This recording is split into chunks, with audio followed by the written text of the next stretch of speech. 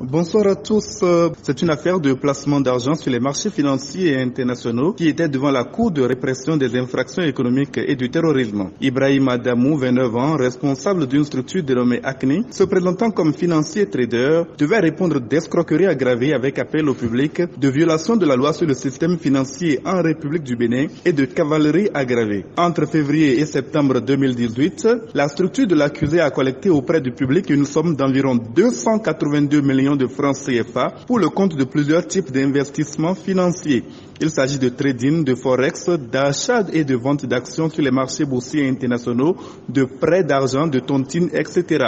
Les clients ont été attirés par les taux d'intérêt mirifiques proposés qui varient de 15% en cas de placement mensuel à 540% en cas de placement annuel. Une affaire qui n'est pas sans rappeler ICC Services, mais qui a pourtant en quelques mois attiré plus de 550 clients. Les sommes investies varient de 25 500 francs à 10 millions de francs CFA par déposant.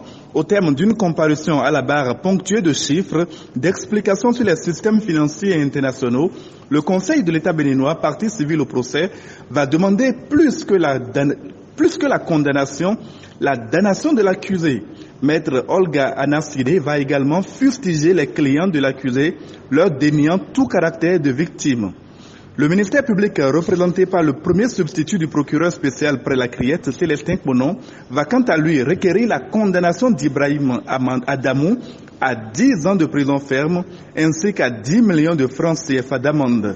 Le ministère public n'a en revanche pas repris à son compte la demande de l'État visant à faire condamner l'accusé à lui payer 250 millions de francs CFA en guise de réparation. Enfin, la défense considère les infractions de cavalerie aggravée et d'escroquerie aggravée avec appel au public non constitué et demande la clémence de la Cour quant à la violation de la loi sur les systèmes financiers décentralisés. La Cour s'est retirée il y a quelques instants après les répliques pour sa délibération.